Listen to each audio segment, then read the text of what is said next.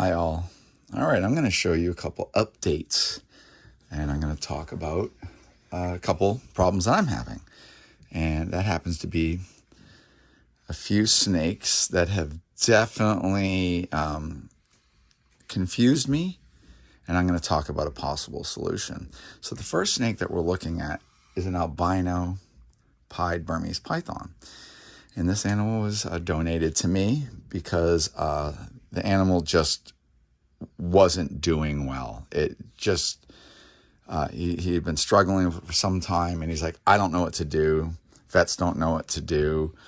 And I'm going to just give it to you and see if you can save it. So this is a breedable male. This is just, he's a beautiful animal. It's albino Burmese python. But he doesn't want to eat, and he doesn't want to thrive. Something happened because he raised him, and his other snakes are fine, but this one snake started creating problems. So I got the animal, and it's thinner than he would want, and but it's still responsive. So I didn't see any signs of any noticeable pneumonia, respiratory, nothing like that. But the animal periodically will kind of go into a dehydrated state, and that generally means I'm not feeling well. I'm not even visiting my water dish. So when you have an animal that's doing that and it is ill, it's really important to navigate through that and look at possible basic things. Is it dehydrated? And we all know that we can do a pinch right there, and the skin goes right back. And we want to make sure the animal's dehydrated. So if the animal's not feeling well, it will not necessarily visit its water dish, and certainly not going to eat. So this animal does not eat whatsoever. And we've assist fed it. So what I've done so far is I've kept him and pretty much standardized basic needs being met. So husbandry, so making sure we have the right temperatures and all that. Clearly, we're a giant building filled and specialized in reptiles. So we have that. My friend certainly knows what he's doing. He's done all that. So it's nothing simple like that. So the next thing is, well, it's not eating. So the gastrointestinal system is of question. So what we do, we can do a cloacal wash. You do a cloacal wash with saline. In this case, we just use sterile water. And it's loaded with protozoa. So you have a little amoeba and flagellates. And what that is, it's the gastrointestinal system is riddled with, essentially it's a parasite, but it's a gastrointestinal parasite that is common even in all captive bred animals. And the presence of protozoa, amoeba, and whatnot is nothing to be alarmed at, because they all will have that to some degree. They do not have a sterile gut. But what happens is when something's depressing the animal, something's challenging the animal, its immune system cannot manage these protozoa loads, and things get out of balance. And then these little amoeba start creating ulcerations. And these ulcerations then further create problems for the animal. And you can often get a secondary respiratory infection because the animal's not feeling well. So it develops pneumonia, respiratory, whatever, and which can easily kill this animal because they don't have a diaphragm. They don't have a really good way to expel any mucosa or mucus and phlegm and sputum and all that. So they'll often suffocate as the lung just gets wet and gets clogged up, and then they try to spit it up. And that thicker phlegm, certainly with pneumonia, will often just fix itself in the trachea and prevent the animal from breathing. And they suffocate, they freak out, they flop around the cage, and they die. So that's something to be considered. Okay, so I'm here where I'm assist feeding this animal. The animal appears healthy, it's reactive, but there's no response for food, right?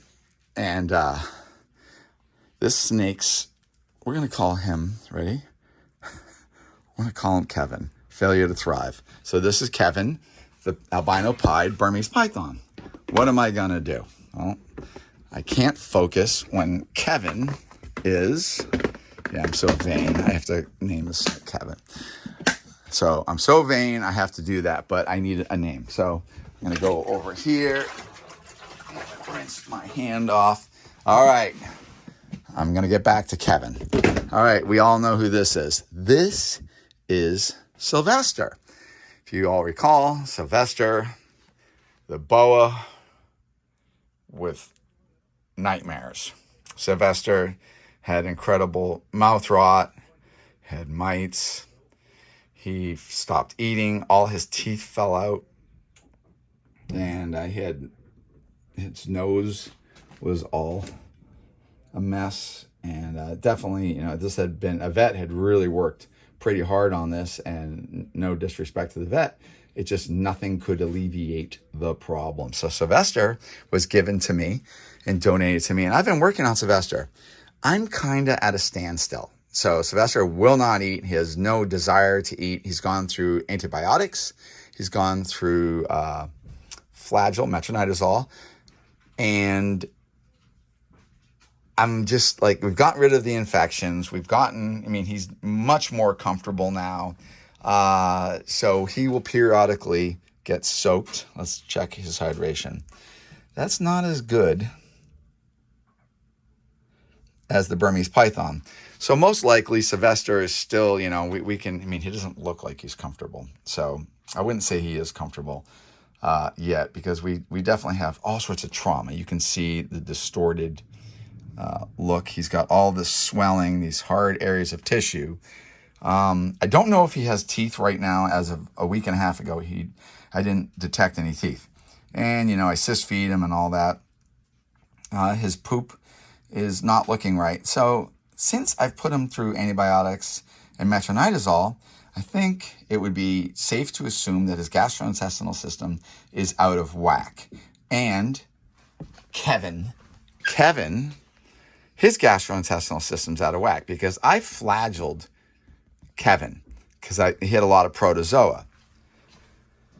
Sylvester had protozoa, bacterial problems, and we used the right antibiotic, and we were able to mitigate active infections. But now we have an animal where things are just not right. So I have these two animals. I'm questioning, what can I do? Like, what do I do next? So besides managing, their hydration level, which is definitely soaking, because when animals are put in water, they often respond, ooh, that's water, and then they'll start drinking. So whenever you have an animal that's not doing well, I don't care if it's a chameleon, whatever, leopard, gecko, water is often a really good first step. Just assessing that, checking, pinching hydration levels. We often look at the gums. We want the gums to be light pink. You don't want a lot of petechia, little blood vessels breaking. You don't want a lot of phlegm, drool, bubbling, and all that. Those are all signs that we have an active infection going on. And if you actually did blood work in the animal, you'd find that the white blood cell counts are jacked up and there's ongoing problems. Reptiles are often very, very slow to show you any problems. So I'm going to try something a bit novel. And do you know about fecal transplants? Well, I'm a weird guy, so I seem to investigate all sorts of different things. And what my idea is this: since I've interrupted the gastrointestinal system of these two animals, I can continue this path, which is just feeding them and hoping for the best. But I could try to do something proactive. And what I would do is I'd go take a very, very healthy boa constrictor imperator. So this is an albino jungle boa, hypo. And I would take another boa that I deem very, very healthy, and I would take its recent poop. So I take its poop and I put it into a solution of saline, and then I would make a mixture, and then I'm going to tube it up his butt. And what I'm doing is, in theory, is I'm going to try to introduce healthy microbes into the lower gastrointestinal system of this animal. So I'm reversing it. If I put it down its throat, I would not want to take lower gastrointestinal GI flora and put it into the stomach. So things like salmonella and E. coli. E. coli for certain is, lower GI tract flora. We don't want to introduce that into the stomach because we can actually create a real problem. Sylvester does not need to be nauseous all the time and sickly and vomiting. So we would take this solution and we put it up into the cloaca, into his bowels and bowel, and get it, that flora, all those little microbes that we don't see and all that life. We want to put it up there because we're taking a very healthy animal that has no foreseen problems, and we're putting it into an animal who has a very sterile system. And I think what's happening is the microbial imbalance on this little guy is probably something I need to question. So that's my plan. So we're going to let you know about that. All right. So Sylvester, I'm going to introduce you one more problem. I mean, the way I see this, by me showing you problems that reptile keepers can experience, I'm showing you like things that we need to navigate. Okay. I have an awesome black-eyed leucistic boa. This black-eyed leucistic boa that I've been raising has recently given me problems, stopped eating. And if I actually look at this animal, I would see the spine. This spine is sticking out, so I can see right here the vertebrae, and